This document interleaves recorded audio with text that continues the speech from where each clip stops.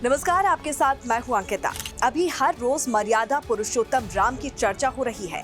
अयोध्या के राम मंदिर में रामलला विराजने वाले हैं। रामलला की प्राण प्रतिष्ठा के लिए अनुष्ठान शुरू हो चुके हैं। मंत्रोच्चार के बीच पूजा अर्चना की जा रही है। ऐसे में अब चर्चा रामलला की कुलदेवी की भी हो रही है।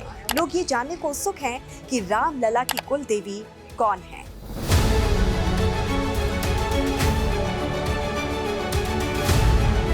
आपके दिमाग में ये सवाल उठ रहा होगा कि प्रभु राम की प्राण प्रतिष्ठा के बीच भगवान राम और माता सीता की कुल देवी का जिक्र क्यों किया जा रहा है।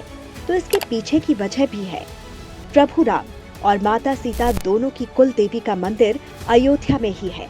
ऐसे में इन मंदिरों में क्या चल रहा है और इनकी क्या मान्यता है, हम आपको इसके बारे में विस्तार से बताएंगे। ऐसी मान्यता है कि माता सीता की कुल देवी छोटी देवकाली और भगवान राम की कुल देवी बड़ी देवकाली माता हैं। छोटी देवकाली और बड़ी देवकाली के बारे में रोचक मान्यताएं हैं। इनकी पूजा अर्चना आज भी त्रेता युग जैसी ही होती है। अयोध्या के बीचों बीच छोटी देवकाली का मंदिर स्थित है।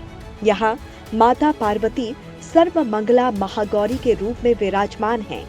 ये मंदिर यहाँ के प्रमुख शक्ति उपासना केंद्र में से एक है। ऐसी मान्यता है कि जब माता सीता विवाह के बाद जनकपुरी से अयोध्या आई तो माता पार्वती की प्रतिमा अपने साथ लेकर आई थी। माता सीता हर रोज माँ पार्वती की पूजा करती हैं।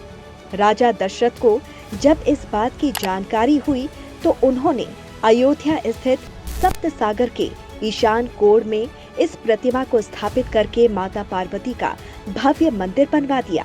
मुगलों ने इस मंदिर को 2 बार क्षति पहुंचाई, लेकिन इस मंदिर को दोनों बार फिर से बनवा दिया गया। इस मंदिर का जिक्र रुद्रयामल और स्कंद पुराण में भी है। माता सीता की कुल देवी बड़ी देवकाली माता है, जिनका मंदिर अयोध्या के भीतरी हिस्से में बना है। वहीं भगवान राम की कुल देवी माता बड़ी देवकाली का मंदिर अयोध्या में पश्चिम दिशा की ओर स्थित है। माना जाता है कि इस मंदिर की स्थापना इक्ष्वाकु वंश के राजा ने करवाई थी। साथ ही ये भी मान्यता है कि भगवान राम के जन्म के बाद माता कौशल्या उन्हें सबसे पहले रघुवंशियों की कुल देवी माने जाने वाली बड़ी देवकाली के दर्शन कराने लाई थी। इसीलिए यहाँ भगवान राम पालने में विराजमान है। देवी भागवत के 3 अध्याय में बड़ी देवकाली जी के महत्व का वर्णन है। एक ही शिला में विराजमान देवी के तीनों रूपों का दर्शन करने की रघुकुल की परंपरा रही है। महाराजा सुदर्शन, जो भगवान श्री राम के पूर्वज थे, उनके समय का ये मंदिर बताया जाता है। कहा जाता है कि श्री राम को वनवास हुआ था।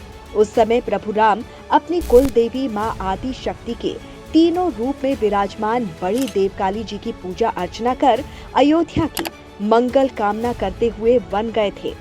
जब सीता जी का लंकापति रावण ने हरण किया था, तब भी प्रभु राम ने अपनी कुल देवी की उपासना कर लंका पर विजय प्राप्त करने के लिए लंका गए थे और लंका पर विजय प्राप्त कर सीता जी को वापस लेकर आए थे।